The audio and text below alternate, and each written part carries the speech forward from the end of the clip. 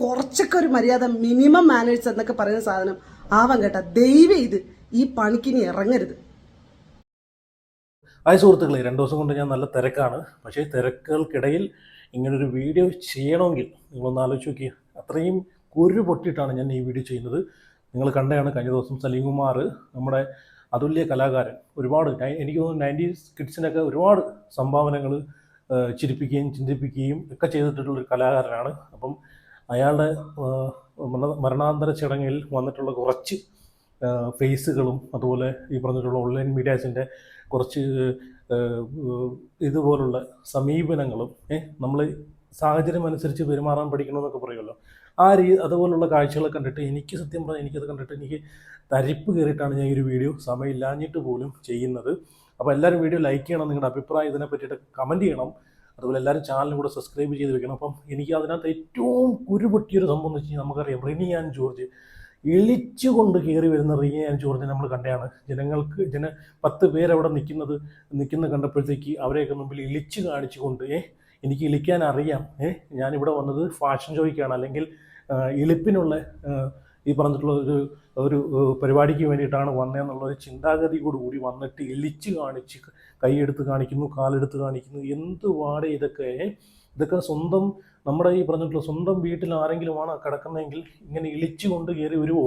അതിൻ്റെ ഇടയ്ക്ക് മുടി ചെയ്യുന്നു, മുടി ഒതുക്കുന്നു, എന്തൊക്കെയാണ് നമ്മൾ കാണുന്നത്. അതിൻ്റെ ഇടയ്ക്ക് ഒരുത്തം വന്നിട്ട് നമ്മുടെ സി എമ്മിനെ പൂമാല ഇടുന്നു. നാണോ മാനോ ഉളുപ്പില്ലാത്തവനെ, നിനക്കൊക്കെ 10 രൂപയുടെ വിവരം ഉണ്ടെങ്കിൽ നീയൊക്കെ ഇത് ചെയ്യൂ. നിൻ്റെയൊക്കെ സ്വന്തം ഫാമിലിയിൽ ആളുകളാണ് ഇങ്ങനെ കയറി കിടക്കുന്നതെങ്കിൽ നിങ്ങൾ ചെയ്യൂ. അത് വി.ഡി. സതീശൻ അത് തട്ടിക്കളയുന്നുണ്ട്. എന്നിട്ട് ദിലീപിൻ്റെ അടുത്ത് പോയിരുന്ന് സെൽഫി എടുത്തിട്ട് കിണിച്ചു കൊണ്ടുപോകുന്ന വേറൊരുത്തനെ. എന്താണ് ജനങ്ങൾ ഇത്? നമ്മുടെ മലയാളികൾക്ക് ഇത്രയും വിവരമേ ഉള്ളൂ, ഇത്രയും തരം താഴ്ന്നു പോയതാണ് ഞാൻ ആലോചിക്കുന്നത്. അത് ഒരു വേറൊരു മാനസികാവസ്ഥയിൽ വേറൊരു സിറ്റുവേഷനിൽ നിൽക്കുവാണ് അല്ലേ? ഇതൊരു എൻ്റർടൈൻമെൻറ്റ് ഷോയോ അല്ലെങ്കിൽ കോമഡി ഷോ ഒന്നുമല്ല. മനുഷ്യന്മാരുടെ വികാരങ്ങൾ അടക്കി പിടിക്കാൻ പറ്റാത്തൊരു സാഹചര്യത്തിൽ നിൽക്കുന്നൊരു സമയത്ത് ഇങ്ങനെയൊക്കെ കാണിക്കണോ? ഇതൊക്കെ വിറ്റ് റീച്ച് ആക്കണോ?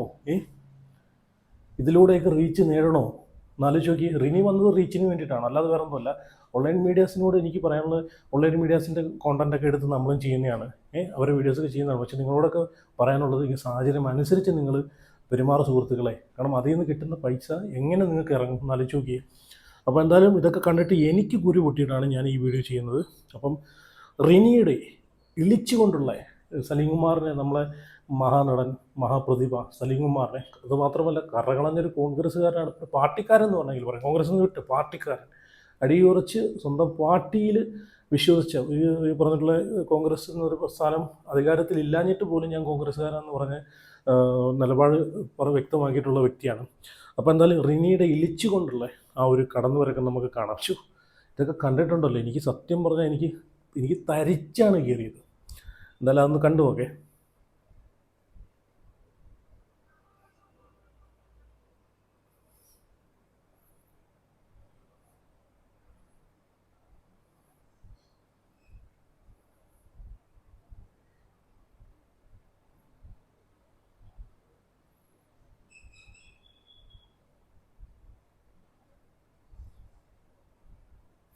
എന്തല്ലേ തൊട്ടപ്പുറത്ത് ദിലീപൊക്കെ നിൽക്കുന്നുണ്ടല്ലേ? കാരണം ഇതൊക്കെ ഒരു ആ ഒരു സാഹചര്യം അനുസരിച്ചെങ്കിലും നമ്മൾ പെരുമാറാൻ പഠിക്കണ്ടേ?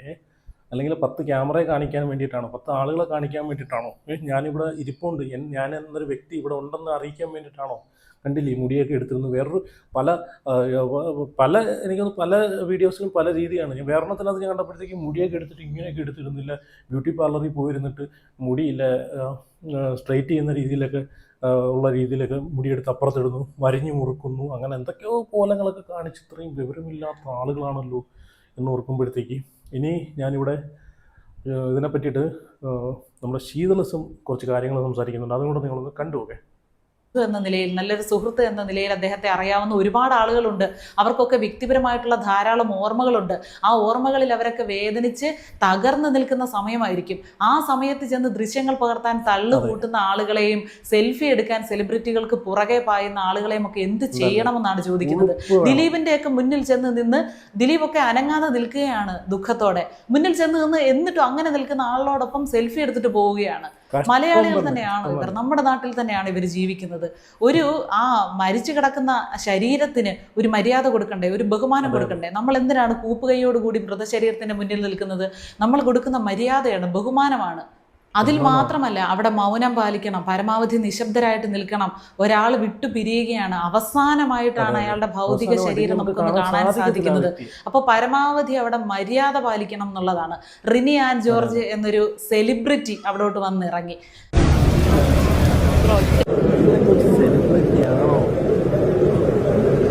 അവർക്കാണെങ്കിൽ ആരെ കണ്ട് ചിരിക്കണം, ആരെ നോക്കണം, ആരെ നോക്കി ഹായ് പറയണം എന്നൊന്നും അറിയാതെ അങ്ങ് വല്ലാത്തൊരു പരിഭ്രാന്തിയായിരുന്നു കേട്ടോ. 32 പല്ലും പുറത്ത് കാണിച്ച് ചിരിച്ചു മറിഞ്ഞുകൊണ്ട് ഒരു ഉളുപ്പുമില്ലാതെ ഏതോ അവാർഡ് ദാന ചടങ്ങിൽ പങ്കെടുക്കുന്ന ആളെ പോലൊക്കെയാണ് ഒരു മരണ വീട്ടിൽ, അതും ഇത്രയും അധികം ആളുകൾ ദുഃഖത്തിലായിരുന്നു നിൽക്കുന്ന ഒരു സ്ഥലത്ത് ചെല്ലുന്നത്. അങ്ങനെ കുറേ എണ്ണങ്ങൾ മുതലെടുക്കുന്നു. കുറേ ആളുകളെ കാണാൻ വരുന്നു, അല്ലെങ്കിൽ കുറേ ആളുകളെ കാണിക്കാൻ വേണ്ടി വരുന്നു. ഞാൻ വലിയ മറ്റാളാണ്, ഞാനും എത്തിയിട്ടുണ്ട്. അവിടെ എല്ലാം പാറിപ്പറന്ന് നടക്കുകയാണ്. എല്ലാവരെയും ഹായ് പറഞ്ഞുകൊണ്ട് ചിരിച്ച് പരിചയം പുതുക്കിയൊക്കെ നടക്കുകയാണ്, ഒരു കല്യാണ വീട്ടിൽ ചെല്ലുന്നത് പോലെ. എങ്ങനെ ഇവരെ കൊണ്ടൊക്കെ സാധിക്കുന്നുവെന്നറിയില്ല.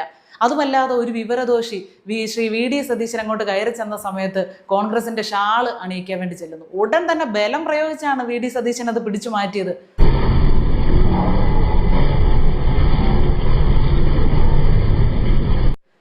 ഒരു യുക്തിയില്ല, വിവേകമില്ല. ഞാൻ അതിനകത്ത് നമ്മുടെ മുഖ്യമന്ത്രി VD സതീശൻ ലാസ്റ്റ് ഈ പറഞ്ഞിട്ടുള്ള ഓൺലൈൻ മീഡിയാസിനൊക്കെയാന്ന് തോന്നുന്നത്, അവരെയൊക്കെ ഒതുക്കാനെ കൊണ്ട്, മാറി നിൽക്കാനെ കൊണ്ട് ഒരുപാട് കടന്ന് അലയ്ക്കുന്നുണ്ട്. അവിടെ ഒരു മുഖ്യമന്ത്രിക്ക് ഇങ്ങനെ ചെയ്യണമെങ്കിൽ, ഒരു CM ഇങ്ങനെ ചെയ്യണമെങ്കിൽ ഒന്ന് ആലോചിച്ച് നോക്കി അല്ലേ?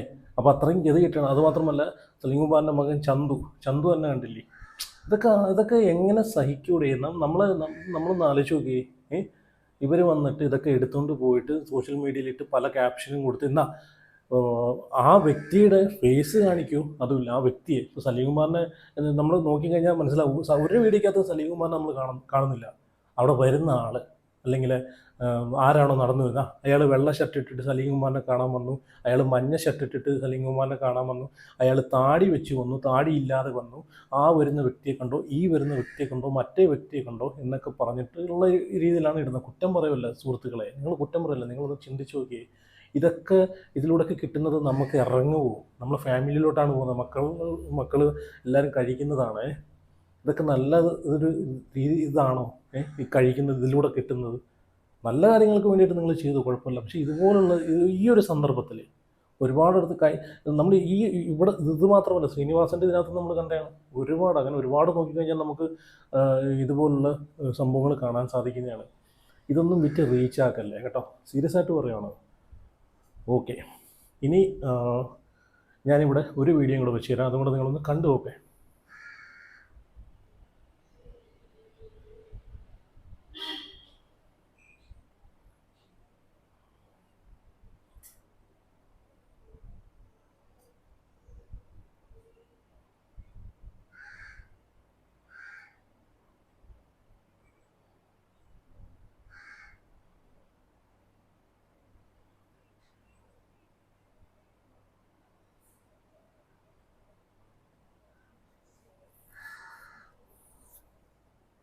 കണ്ടില്ലേ, ഈ ഷോ കാണിക്കാൻ വരുന്ന ആളുകളെ കാരണം, അതുപോലെ ഈ ഓൺലൈൻ മീഡിയാസിനെ കാരണവും അവിടെ ഈ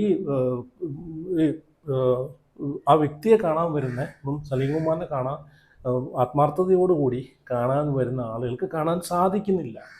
ഷോ ഓഫിന് വേണ്ടി വരുന്ന ഈ റിനെ പോലുള്ള ഷോ ഓഫ് കാണിക്കാൻ വേണ്ടി വരുന്ന ആളുകൾ കാരണവും, അതുപോലെ ഈ ഓൺലൈൻ മീഡിയാസിന് കാരണവും അവരെന്താ ചെയ്യുന്നത്? അവരെങ്ങനെയെങ്കിലും 10 വീഡിയോ എടുത്തിട്ട് ആ സമയത്തിട്ട് റീച്ചാക്കാനാണ് അവർ നോക്കുന്നത്. അവർ ആ ഒരു ഇതിന് വേണ്ടിയിട്ടാണ് തിക്കും തിരക്കും കാണുന്നത്. അല്ലാതെ അവിടെ കിടക്കുന്ന സലീംകുമാറിനെ കാണാനോ അല്ലെങ്കിൽ സലീംകുമാറിൻ്റെ ഫാമിലിയെ കാണാനോ ഒന്നുമല്ല. സലീംകുമാറിൻ്റെ മോൻ കരയുന്നു, സലീംകുമാറിൻ്റെ ഫാമിലി വിഷമിച്ചിരിക്കുന്നു എന്നൊക്കെ എടുത്ത് ക്യാപ്ഷൻ കൊടുത്ത് ഇട്ട് കഴിയുമ്പോൾ കുറച്ച് വ്യൂസ് കിട്ടും, കുറച്ച് റീച്ച് കിട്ടും, അതിലൂടെ കുറച്ച് നക്കാപ്പിച്ചയ്ക്ക് വേണ്ടിയിട്ടുള്ള പൈസയും കിട്ടും. ഇതൊക്കെയാണ് ഉദ്ദേശം. അവിടെ എത്രയോ ആത്മാർത്ഥമായിട്ട് എനിക്ക് തോന്നുന്നു ഓരോ ജില്ലകളിൽ നിന്ന് തന്നെ ചിലപ്പം പുള്ളിയോടുള്ള സ്നേഹം കൊണ്ടിട്ട് ഓടി പിടിച്ചു വരുന്ന ആളുകളാണ്. അവർക്കൊന്നും കാണാൻ സാധിക്കത്തില്ല. അപ്പോൾ ചന്തു കണ്ടില്ലേ, അവിടെ നിന്നിട്ട് മാറിക്കൊടുക്കാൻ പറയുന്നുണ്ട്.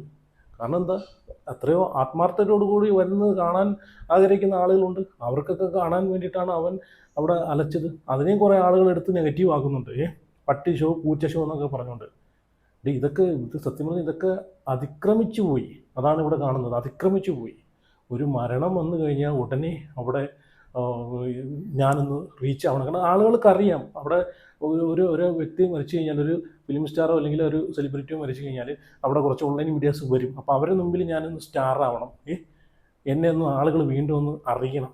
ഞാൻ വരുമ്പോഴത്തേക്ക് കണ്ടോ ഞാൻ വന്നു, ഞാൻ മഞ്ഞ ചുരിദാറിട്ട് വന്നു, പച്ച ചുരിദാറിട്ട് വന്നു എന്നൊക്കെ പറഞ്ഞിട്ട് എൻ്റെ വീഡിയോസ് ഒന്ന് വൈറലാവും എന്നുള്ളൊരു ധാരണയോട് കൂടിയിട്ടാണ് ഇതൊക്കെ ചെയ്യുന്നത്. ഇതൊക്കെ അങ്ങേയറ്റത്ത് എക്സ്ട്രീം ലെവൽ തെണ്ടിത്തരം തന്നെയാണ്, അല്ലാതെ ഇതിനകത്ത് വേറൊന്നുമല്ല. അതുകൊണ്ട് ഇനിയെങ്കിലും മനസ്സിലാക്കുക. റിനിയർത്താണ് പറയുന്നത്, കുറച്ചെങ്കിലും ഉളുപ്പും നാണവും മാനം വേണം കേട്ടോ റിനി. നിങ്ങളെ വീട്ടിൽ ആരെങ്കിലും ആണ് ഇത് അവിടെ കിടക്കുന്ന ആ ഒരു ഈ സലീംകുമാറിന് പകരം ആയിട്ടാണെങ്കിൽ നിങ്ങളിത് ചെയ്യൂ. വന്ന് കിളിച്ചുകൊണ്ട് അല്ലെങ്കിൽ ഇളിച്ചുകൊണ്ട് മുടിയൊക്കെ ഇങ്ങോട്ട് മാറ്റിയിട്ട് ഇളിച്ചുകൊണ്ട് എല്ലാവരെയും നോക്കി കൈയൊക്കെ കാണിച്ചുകൊണ്ട് ഇങ്ങനെ പോകൂ. എന്തല്ലേ എന്നാലും ഇത് സത്യം പറഞ്ഞാൽ ഞാൻ പറഞ്ഞല്ലോ, ഇത് പ്രതികരിക്കണമെന്നുണ്ടായിരുന്നു. അതുകൊണ്ടാണ് ഞാൻ 1-2 ദിവസമായിട്ട് ഞാൻ തിരക്കായിരുന്നു. കുറച്ച് ട്രാവലിങ്ങും കാര്യങ്ങളൊക്കെ ഉണ്ടായിരുന്നു, കുറച്ച് പേഴ്സണലായിട്ടുള്ള കാര്യങ്ങളുണ്ടായിരുന്നു. എന്നിട്ട് പോലും ഇത് കണ്ടിട്ട് എനിക്ക് ഒന്ന് പ്രതികരിക്കണമെന്നുണ്ടായിരുന്നു. അതുകൊണ്ടാണ് ഞാൻ പ്രതികരിച്ചത്. എത്ര ആളുകൾ ഇതിന് കമൻ്റായിട്ട് അവർ പ്രതികരിക്കുന്നുണ്ട്. ഓക്കെ, ഞാനിവിടെ കഴിഞ്ഞിട്ട് ദിയാസനയുടെ ഒരു വീഡിയോ ഉണ്ട്, പുള്ളിക്കാരി ഒരു വീഡിയോ ചെയ്തിട്ടുണ്ടായിരുന്നു. നല്ല രീതിയിൽ, അടിപൊളി രീതിയിൽ മറുപടി കൊടുക്കുന്നുണ്ട് ദിയാസന. അതും കൂടെ നിങ്ങളൊന്ന് കേട്ട് നോക്കാം. ബോധം നിനക്കൊക്കെ ഉണ്ടാവണം. ഞാൻ ഇവിടുത്തെ ഓൺലൈൻ മീഡിയാസിനോടാണ്, ഇത്രയും വൃത്തികെട്ട നികൃഷ്ടമായിട്ടുള്ള ജീവികളായി മാറരുത്. മനുഷ്യരാണെന്നുള്ള ബോധം വേണം. നിന്റെയൊക്കെ കയ്യിൽ ഓരോ ക്യാമറയൊക്കെ പിടിച്ചുകൊണ്ട് ഇരിക്കുമ്പോഴും നീയൊക്കെ മനുഷ്യരാണെന്നുള്ള ബോധം നിനക്കൊക്കെ ഉണ്ടാവണം. പ്രത്യേകിച്ച് ഓൺലൈൻ മീഡിയാസിനോടാണ് സംസാരിക്കുന്നത്. ഒരു മനുഷ്യന്റെ പ്രൈവസിയെ ഉൾക്കൊള്ളാനുള്ള ബോധം നിനക്കൊക്കെ ഉണ്ടാവണം. ഇല്ലെന്നുണ്ടെങ്കിൽ നിന്റെയൊക്കെ സ്വന്തം അച്ഛനെയും അമ്മേനെയൊക്കെ നീയൊക്കെ കൊന്നിട്ട് നീയൊക്കെ ഒരു കാര്യം ചെയ്യും, വീഡിയോ ഒക്കെ ചിത്രീകരിച്ച് കണ്ടന്റ് ഉണ്ടാക്കി ഇറക്ക്. കാരണം ഗതികെട്ട അവസ്ഥയിലാണ് ഇങ്ങനെയൊക്കെ മനുഷ്യർ സംസാരിക്കേണ്ടി വരുന്നത്. മനസ്സിലായോ? ഇന്ന് സലീംകുമാറിന്റെ മരണാനന്തര ചടങ്ങുകൾ നടക്കുന്ന സമയത്ത് അവരുടെ മക്കൾക്ക് പോലും മര്യാദയ്ക്ക് സൗകര്യപൂർവ്വം അവരുടെ സ്വകാര്യതയെ മാനിച്ചുകൊണ്ട് അവരുടെ ആ കർമ്മങ്ങൾ ചെയ്യാൻ പോലും അനുവദിക്കാത്ത രീതിയിൽ മാധ്യമങ്ങളുടെ കടന്നുകയറ്റം വളരെ മോശപ്പെട്ട, വളരെ തരം താഴ്ന്ന ഒരു രീതിയായിപ്പോയി.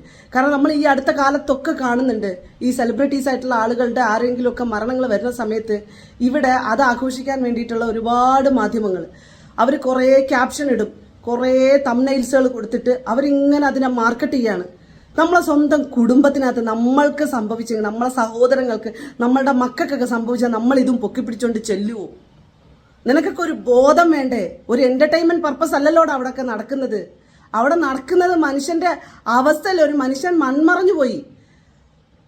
അയാളുടെ കുടുംബമൊക്കെ അനുഭവിക്കുന്ന മാനസികാവസ്ഥ എത്രത്തോളം ഉണ്ടാവും. ഓരോ മനുഷ്യരും അത്തരത്തിൽ സംഭവിക്കുന്ന സമയത്ത് അവരനുഭവിക്കുന്ന മാനസിക അവസ്ഥ, ഈ ബാധ്യതയും കൂടിയൊക്കെ അവരുടെ കുടുംബങ്ങൾ ഏറ്റെടുക്കണമെന്നുള്ളതാണ്. കുറച്ചൊക്കെ ഒരു മര്യാദ, മിനിമം മാനേഴ്സ് എന്നൊക്കെ പറയുന്ന സാധനം ആവാൻ കേട്ട. ദയവ് ഇത് ഈ പണിക്കിനി ഇറങ്ങരുത്, ഈ പണിക്ക് ഇറങ്ങരുത്. നിന്റെയൊക്കെ കാല് പിടിച്ചാ പറയുന്നത്. സിറ്റുവേഷൻ, ആളുകളുടെ സൗകര്യം, ആളുകളുടെ പ്രൈവസി, ആളുകളുടെ കൺസേൺ, ഇതൊക്കെ ചോദിച്ചിട്ടുണ്ടാക്കുക നീയൊക്കെ.